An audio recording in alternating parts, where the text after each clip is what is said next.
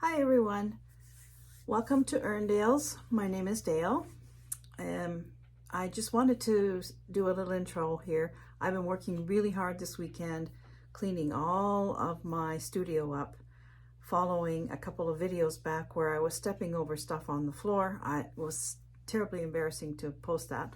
Anyway, I thought I would just clean this mess up so that I can get back to crafting is what I want to do, some more crown quilting and stuff like that. So this is just a little hello from me, and here's the video. I just want to say you can also catch me on Facebook under Erndales. On my blogs, I have a blog on Erndalesnmore blogspot, and I'll put the links for these below. And I'm also on Instagram under Erndalesnmore.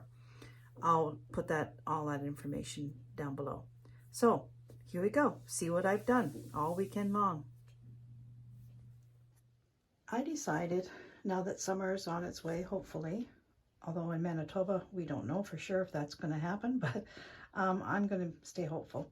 I decided that I was going to make a few changes in the studio and turn this little nook area back into my stitching area. Now I had it this way, I think one time, and I had it in the winter time, and it was cold in here because there's no heat source in this little area.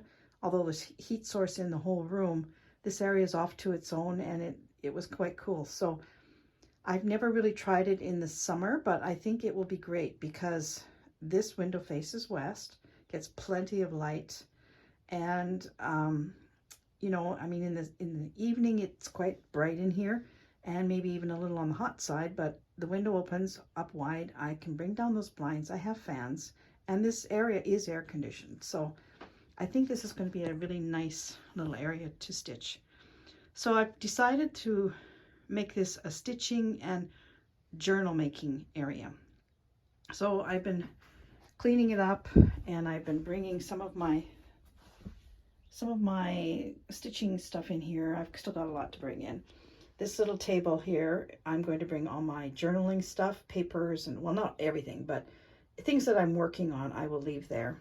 And then, so I'm doing this today because I made a really tough decision yesterday, and that is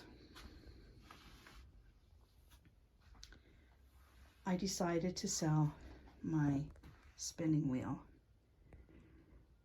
Now, this one tugs at the heart a little bit because my son, all my life I wanted a spinning wheel, and I never had one. And my son, who's in his 30s, has heard me talk about this all his life. So when I turned 60, he bought me this wheel. He got it out of an antique shop in Winnipeg, and he presented it to me for my 60th birthday. And I love it. Don't get me wrong, I absolutely love it. It's beautiful. However, it would have not been the kind of spinning wheel I would have chosen for myself to work on. It's actually called a Canadian production wheel, and also known as a flax wheel. Now, for spinners, maybe that means something. I'm a beginner spinner, so it means absolutely nothing to me, except that I do know that it's a very difficult wheel to learn to spin on. The wheel is very heavy. It's hard to get going, and it's hard to keep going when you're not used to the motion of your feet, and you know, you haven't got the drawing part down pat. This wheel is difficult to use. Anyway, for me it was. And as much as I love it, and I love the look of it, it's way too big for me, and it's way too big for any space that I've had it in. It's been all over the house. I've had it on the main floor, I've had it in the basement, in our family room, I've had it up here, and it just takes up too much room for something that I'm not using. So I've listed it online, and I'm going to sell it. However, I'm going to keep the money, put it aside, and I'm going to apply that money to a spinning wheel that I can use. I want something smaller, maybe something a little bit more portable, and something more suitable for my needs, which is knitting.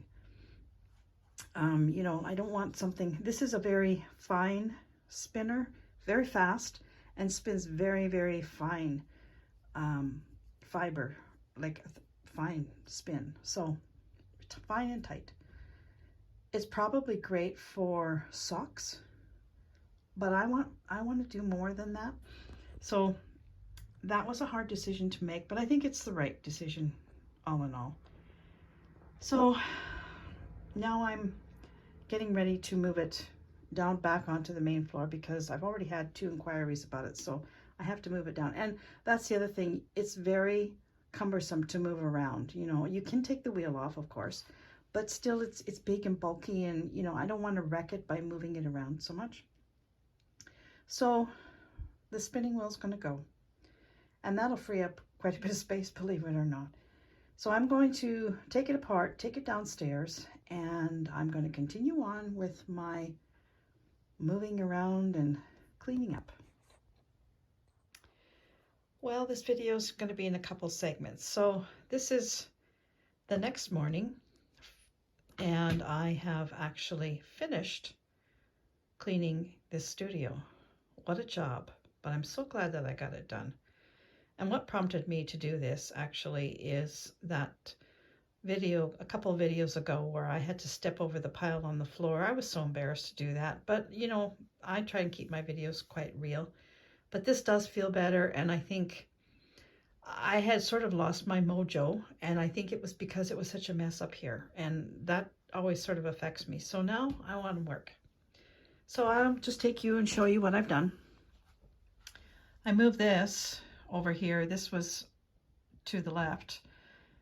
This has fabric and yarn in it, and then that is just my working yarn that's sock yarn and stuff like that I'm going to be using, so I leave it out. So this is just at the top of the stairs, and this is actually where that little table that I just showed you was before. It was here. So I moved it, and I put my digital piano here, and that's the wall when you first come up the stairs, my picture wall. And here's my desk. And then this is familiar to you because this was always behind me when I sat at that table to record. So I'm not moving bookcases, but I have a nice little sitting area here. And look at the floor. There's nothing on it. Isn't that amazing? I'm so happy about that. So I decided to put this table that was more in the middle. I decided to put it back up against the wall, and it's right beside the sewing machine. So now I can sew and iron and cut, and everything's handy for making crumb quilts, which is what I really want to do for a while. To that end, this is what I'm working with, these 2 little containers here, basket and a box, full of pieces, little pieces, big pieces, kind of pieces, all kinds of pieces. And then I have a little bit up here, and there's still some on the table as well. So that's gonna, I think there's more than enough to make 2 baby quilts there. But I also have scraps in here and in there, but I'm not even going to open those 2 things. I'm just going to concentrate on what I've got out now, because there's plenty. And this here at the end, this part up here is actually a door from the doll room down in the basement. And I took it off thinking I needed yet another table, but that just tends to be a junk table when there's no plants on it. Right now I'm just using it to get my seedlings, some of my seedlings. I have another whole stand full in the main floor, but these are just the cooler ones. That table just becomes a junk table all the time. So I think I'm going to take that door back downstairs and get rid of that once I get my plants outside, if I ever get my plants outside. This big plant's going to my son. He wants it. I have another. So that's why that's sort of still a mess, because I'm going to be dealing with that one at a later date. And then here's the little stitching area. This is I call this the nook. It's a little offshoot from the main room. So I've got all my stuff in here now. I've got all my stitching stuff. I've got journal making stuff. My desk is clear. I've been putting these sayings onto fabric so that I can stitch them and put them into my little quilts. I think it's going to be really cute. And it's snowing again outside, just in case you were wondering. So I'm quite happy. This is going to be a really nice little area, I think. Here's a little purse, just a little purse that I made from a pair of blue jeans. We are having a community garage sale here in June, and so I'm starting to collect. I have a box of stuff under there. I'm starting to kind of find things to get rid of. I am going to have a lot of stuff probably to get rid of. And I have also started a pile of things that I'm going to be giving away in future videos. I have still a lot more to add to that, but lots of patterns that I know I'm not going to use anymore. So, and not just cross stitch. I have knitting patterns. I have crochet patterns. I have quilting books, things like that. I'm going to just declutter. So, you might have noticed back here that there's something missing.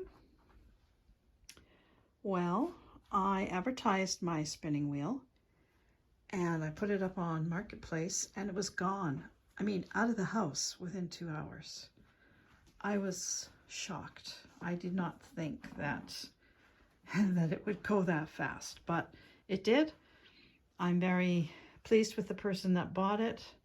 I feel better about it now, and I'm happy that it's going to be cherished and used and not going to be just, moved from room to room, because I couldn't deal with such a big wheel. So I'm happy about that. I'm at peace. So this afternoon, finally, I am going to do some quilting up here. I'm going to come up after lunch and I'm going to start doing some more crumb blocks. And I'm going to see if I can dwindle down some of these piles of little pieces of fabric. But I feel much better about this room now. Now I can get to work. So I thought that I would just share this with you, seeing as you saw my mess. And now it's clean. Thank you for watching. Don't forget to subscribe, like, and share. And I will talk to you real soon. Bye for now.